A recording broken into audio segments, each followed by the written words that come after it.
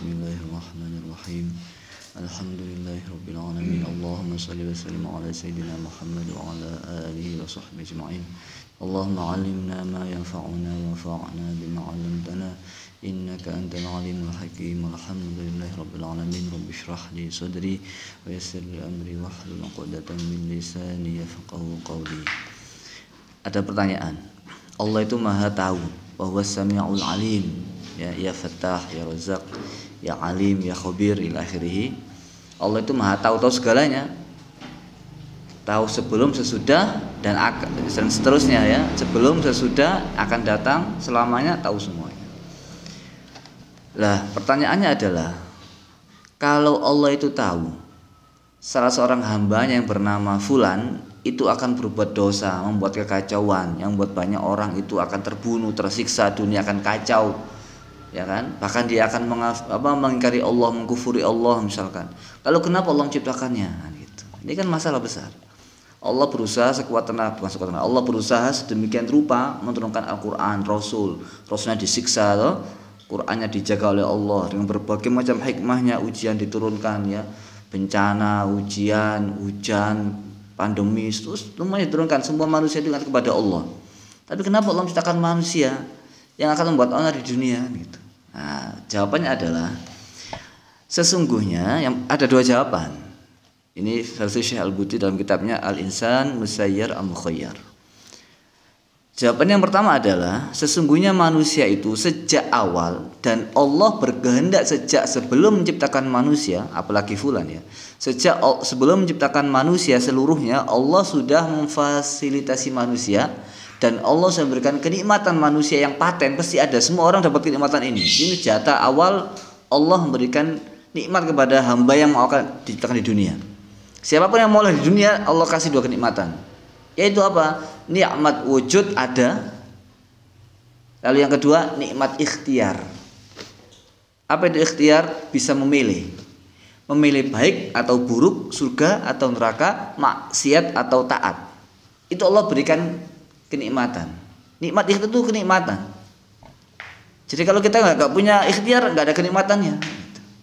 Nah, jadi dari sini sesungguhnya ketika manusia itu menggunakan nikmat ikhtiar, pilihan dia, dengan digunakannya kejelekan, ini enggak mengurangi nikmat Allah yang lain, nikmat wujudnya. Gitu. Paham maksudnya kira? Nah, ketika orang itu juara satu ya, ujian, juara satu dapat hadiah, itu nikmat karena dia itu pilihan. Coba kalau semuanya pinter semua, udah enggak usah ujian, tak kasih 100. Apa nikmatnya di sini? Enggak ada nikmatnya. Yang buat kita nikmat juara satu, ranking satu itu kan karena perjuangannya, dan kita beda dengan yang lainnya, dan kita mampu mengalahkan hawa nafsu dan seterusnya itu. Ya kan? Nah, kalau semua satu kelas semua dapat nilai A semuanya, kamu dapat piala, apa nikmatnya? Kalau nikmat teman juga dapat piala, kan begitu. Nah itu. Jadi sesungguhnya ketika Zaid itu berbuat maksiat, sesungguhnya dia telah menggunakan nikmat ikhtiarnya untuk kejelekannya. Itu yang pertama. Ya. Dan yang kedua, orang yang bertanya seperti ini, dia itu dalam pikirannya itu menganggap bahwa dunia ini harus tidak ada sedikit pun kejelekan, harus semuanya itu kenikmatan, semua harus dengan keinginannya, harapannya, dan cita-cita angannya. Lah kalau sudah begini, mana ada yang namanya ikhtiar? Kalau sudah begini, mana ada yang namanya taklif? Apa taklif itu? Taklif itu kan dari kata paksaan. Orang ibadah itu maksa, siapapun dia. Bahkan wali-wali Allah, Syekh Buti dalam kitabnya Al-Hikam, Syarah Hikamnya mengatakan wali-wali Allah itu tetap mujahadah merangi hawa nafsunya. Makanya tidak ada satupun mazhab Rasulullah Jamaah yang mengatakan wali itu maksum, tidak ada.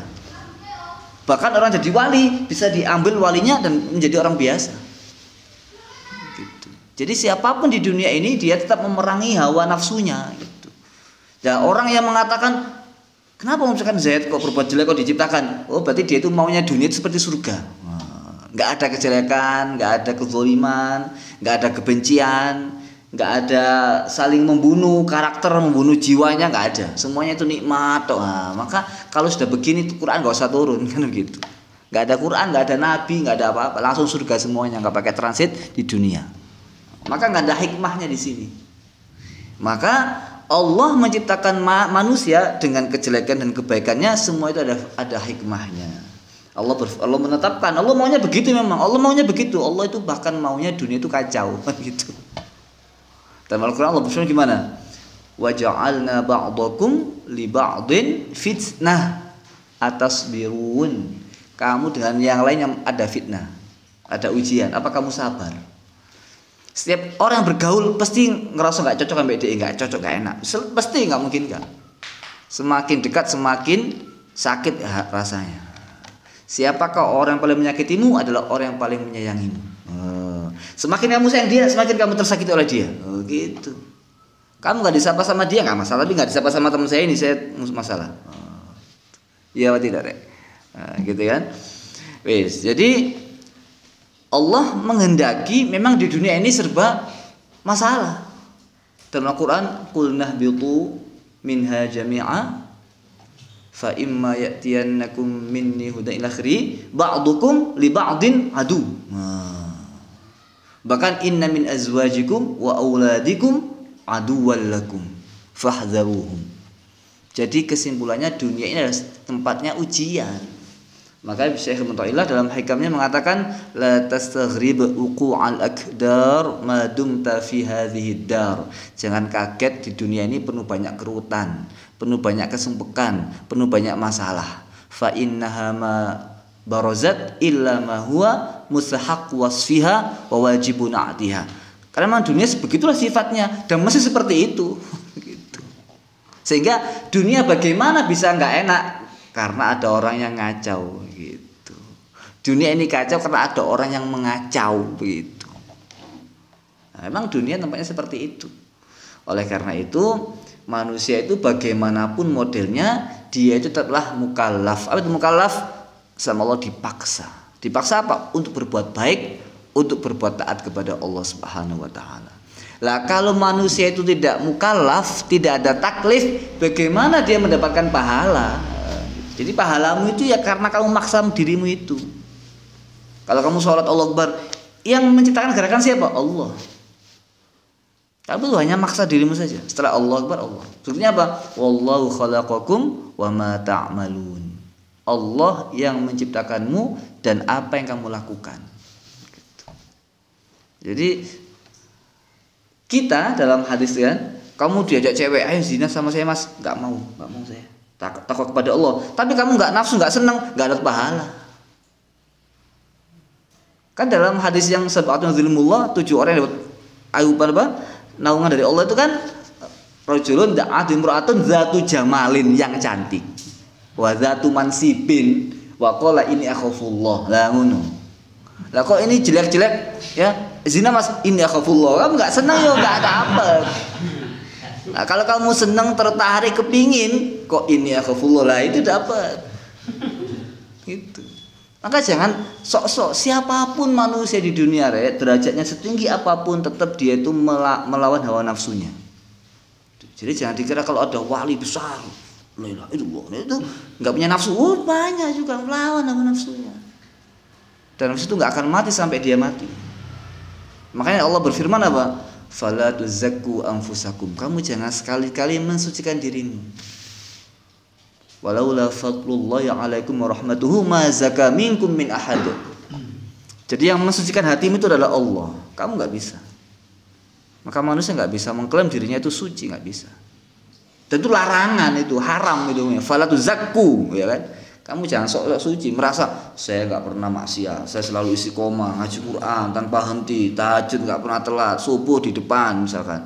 Oh, kamu nggak bisa begitu. Mestinya kamu alhamdulillah ya Allah, engkau jaga sekarang dari berbuat maksiat dan dosa. Tetapkan masih dalam iman saya. Oh, gitu. Pokoknya kalau kita baca doa, apa namanya? Setelah Ratul Atas, Allahumma inni astaudi'uka wa astahfizuka. Saya titip kepadamu ya Allah dan saya minta jaga kepadamu ya Allah apa? Dini wa ahli wa mali. Ya kan? Agama saya, harta saya, semua yang minta sama Allah jaga. Jadi kamu itu jangan sok-sok pandai menjaga iman. Saya pasti nggak akan maksiat. Saya nggak akan dosa. Saya nggak mungkin zina. Saya nggak mungkin mencuri. Jangan begitu.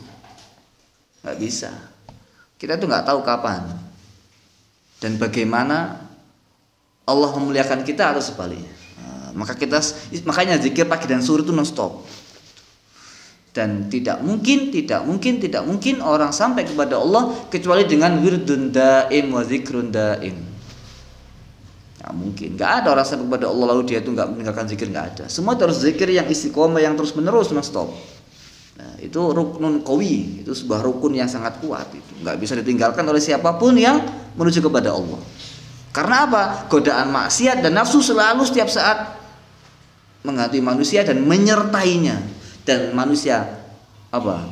Wa khuliqal insanu dha'ifa. Manusia itu lemah sekali, dia nggak bisa apa-apa. Tanpa dari Allah pertolongan dia nggak bisa. Makanya la haula wala quwata illa billah. Udah cukup ya, terakhir ini ada doa. Doa ini setahu Buya nggak pernah gagal. Aman itu nggak pernah gagal juga melakukan ini. Doa apa? Kalau kamu nggak kuat, baca doa ini. Bismillahirrahmanirrahim. La haula wala quwata illa billahil alil azim. Bisa. Apa saja. Buka tutup botol ya. Dia nggak kuat. Baca doa. Bisa. Kok bisa Buya gitu. Dan itu nggak sekali, berkali-kali, nggak pernah gagal. Itu minallah ya, nggak ada jaminan. Doa itu hanya wasilah kita mohon sama Allah. Jadi jangan mentang-mentang usapnya doa top, nggak bisa top. Yang buat top itu bukan doanya, tapi kehadiran hatimu kepada Allah kamu sampaikan, lewatkan dengan lafaz ucapan tadi. Nggak pernah gagal. Ini Buya tanya aman nanti. Sering sekali dia nggak tahu, sudah sering kali berdoa, Buya nggak bisa. Ayo doa bisa. Berulang kali. Dan nggak pernah, sudah berdoa Buya nggak bisa, nggak pernah. Selalu, iya, gitu terus dia, kaget terus dia. Nah, kayak gak pernah baca doa. Betul. Buktikan saja.